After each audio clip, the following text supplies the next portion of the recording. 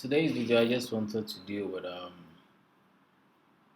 basics, structures of Market Cipher, basic simple strategies of Market Cipher. And the thing about trading is most people think if it's sophisticated and it's good trade. I'm not saying if it's sophisticated it's bad trading, but I'm just saying that every experienced trader knows that a simplified trading is the best form of trading. Trading has to be simplified because it's in the simplification that makes everything like easy to understand and easy to relate. If it's so hard to understand, it means we've still not uncovered the simple strategy. You understand? Trading is very broad. As like we have different ways of executing a trade in different time frames, different conditions, and sometimes you see one thing about trading is most people tend to neglect the very fact that trading requires simplicity. Like it shouldn't be that hard. So today's video, I just wanted to just talk. I know I've just been talking much, but bear with me, people. I just sometimes I just have to say certain things to you, more or less like for people to understand my train of thought. So today's video, I just wanted to highlight some basic, simple strategies using Market Cipher. But like I said, it always has to be simplified. If it's sophisticated and as you know, there is still some.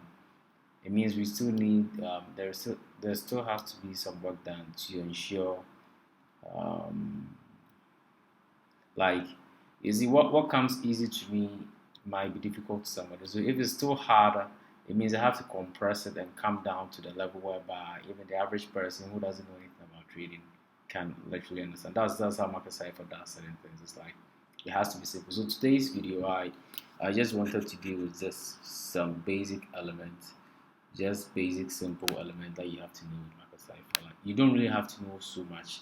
Like I said, always understand that you don't have to know so much. Just stick to the fundamentals. So all you have to know is we have signals. Sorry, we have road signs, and we have what we call Google Maps. And road signs are just your cautionary algorithms, and Google Maps is basically more or less like real time. So it's like um, if I'm traveling, I need a road sign and I need a Google Map. So which one works better for me? Well, Google Maps. So this one is your structure B.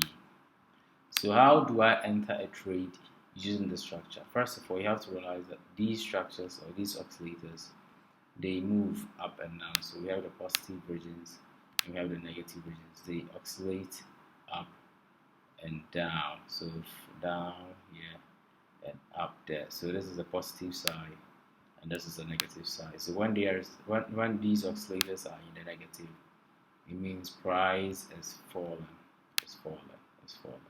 Realize that price is falling over here, and the oscillator is also heading towards the negative. Take a critical look at it. It's two waves. We have the deep blue, and this is the deep blue, and we have the light blue one. Understand? And they intersect. So in my next video, I probably might deal with these momentum waves. We call them momentum waves. And if you see them in the negative, it means price is coming down. If you see these waves also getting into the positives, it means price is also going up. So price movement wasn't necessarily influenced by this sign or this road sign. I call them road sign. Just because you saw this black diamond necessarily doesn't mean the price fell according to this black diamond. No, price fell based on so many factors. We have red, which is liquid, that is money, and we have blue, which is momentum. So in maybe another relatable words, I can say this is my liquid or my yeah, of course, my gas, right? So when the gas exits my vehicle, let's say my price comes down because there's no gas, the car can move. So in other words, if my momentum also heads down, it means price will also come down. So it's like if I have two of these influential oscillators heading towards the negative, price comes down.